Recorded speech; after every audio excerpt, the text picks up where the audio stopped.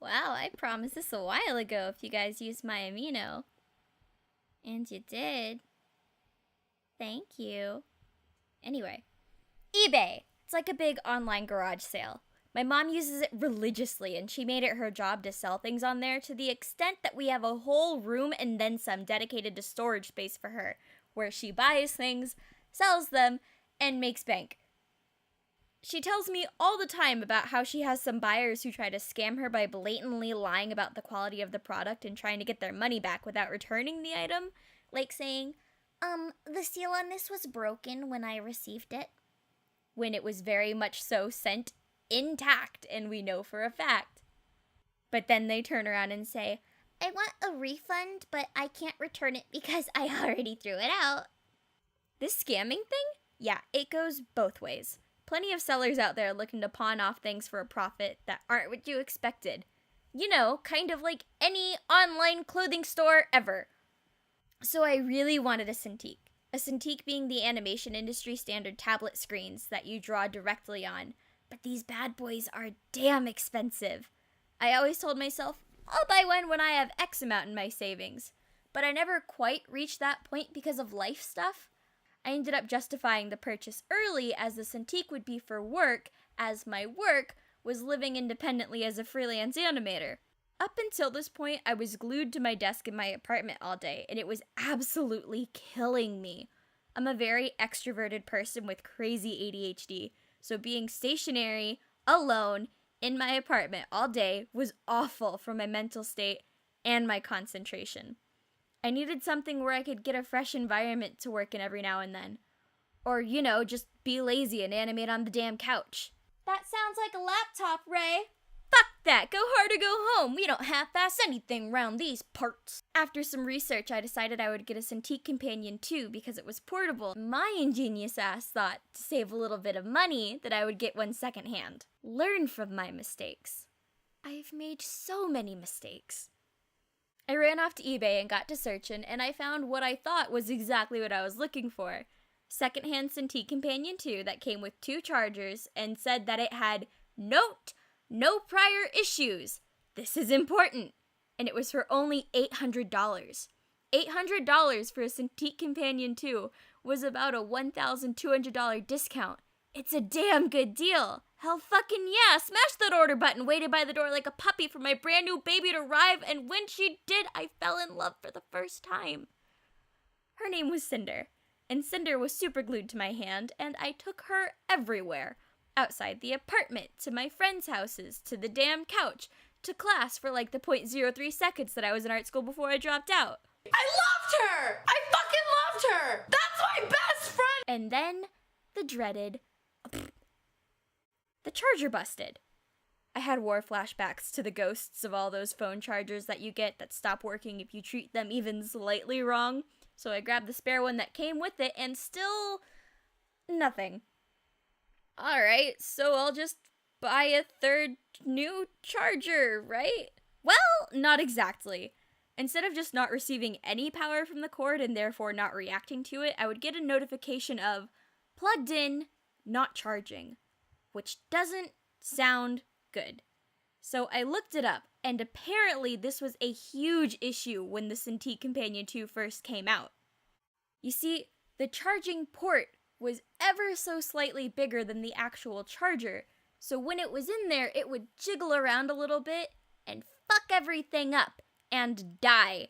So the issue is not within the charger, but in the port itself. So theoretically, buying a new charger does nothing. Not good. I tried to contact the guy who I bought it from and said, hi, it's not working, help? Keep in mind, I hadn't had her for very long. This was like less than 2 weeks after receiving her, and I treated her like gold.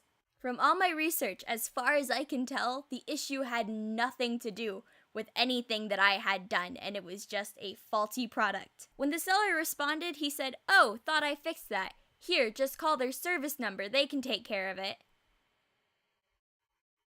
Fixed that. I thought you told me it had no prior problems. But whatever. Fine. I called the line, and I explained myself again. They asked if I had a warranty, and I told them, oh, no, I bought it secondhand. They said, okay, that's fine. Then the price to fix it is just $2,000. What? $2,000! The price of a brand new shiny Cintiq companion to get this prior issue of a faulty port that I had no control over fixed. So of course, I go back to the seller and I ask him, hey dude, they want to charge me $2,000 to get it fixed. Do you have a warranty? He's like, oh no, I had this thing for ages. That expired ages ago. Fuck! Back in the day, I was a bit of a pushover. I still kinda am. I don't even like asking to have my order fixed at restaurants when they come out wrong because I don't want to inconvenience the staff. So when this dude told me, out of luck, I thought I was just $800 in the hole and up shit creek without a paddle. Thankfully, at about the exact same time, I was visiting home for Christmas, and my dad is like the smartest guy I know. So I came crawling into his office with my Cintiq and my tale of woe, begging for him to fix it with his technological prowess. Is that a real word? Did I use that right? He took a look at it and just about came to the same conclusion that there was nothing that could be done about it without actually replacing the port, and there was nothing I could have done about it. So both my parents were very adamant that I, in fact, needed to email back and tell the seller that I needed a refund, seeing as I was well within my return date, and the issue is not caused by me, and he had blatantly lied in the description about the status of the product. I hate confrontation. I won't not do it. I'm an adult. I'll confront whatever needs confronting. Snip, snip, motherfucker. But God, if it doesn't get my anxiety going.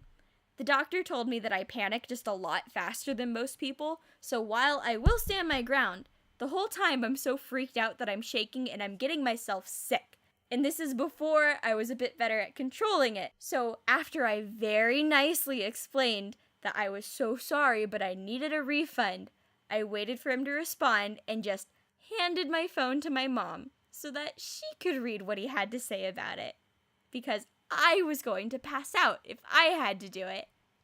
Figured I could just gauge from their reactions if it went good or bad. It went bad. It went so badly that my dad just went right to replying for me. Context, my dad is the scariest, most intimidating person I know. More context, he's a great guy.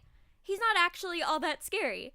He's a hardened military veteran who scowls a lot and mutters and lone wolfs it all mysterious-like, which makes his few appearances all the more imposing. But he's actually just a big dork who thinks that babies are adorable and gets invested in video games. Strangers wouldn't know that, though. We had the high ground. Given this information, I'll need y'all to use your imaginations because, unfortunately, I don't have an education high enough to recreate what my dad said, but in a very calm, civil message that embodies all the horrifying energy that is my father at a glance. He reiterated that, I'm sorry to see you disagree, but we are returning the product regardless because of the dishonest pretenses in which it was sold under.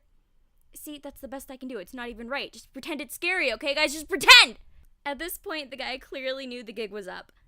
Confronting him was scary, but I just had to remember that he'd already gotten his money's worth out of the product since he had kept it past its warranty, and he was just trying to scam some of his money back in return. He wasn't ready to admit his guilt, though. Instead of either accepting it and saying, alright, I understand, let's reverse the transaction, or bumping up the argument of, I believe I shouldn't have to refund you because of this lame excuse, he went straight to threats. The last resort.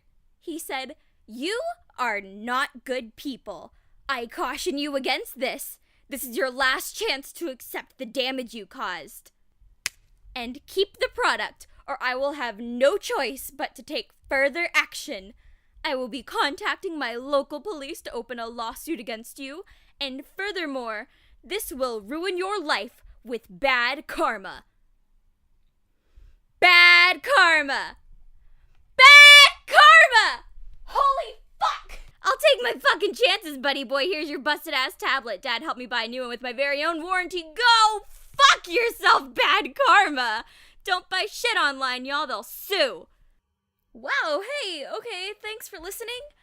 I don't know if this is any good or not, but if you liked it and you want to hear another one, if we can get my Amino to like 750 daily active members on the daily, I'll do one. Maybe on like my art school experience before I dropped out or something. I also worked at McDonald's for a bit before, and I have a lot of stories about customers breaking into fights, or one guy that just kind of stalked me. That was fun. I don't know. You should go over there. Check it out. On the Amino is where I post all of my work in progresses for all of my stories and animations and comics.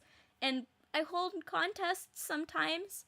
Maybe that sounds appealing. Maybe it doesn't. Anyway, love you guys. Thanks for listening. Bye!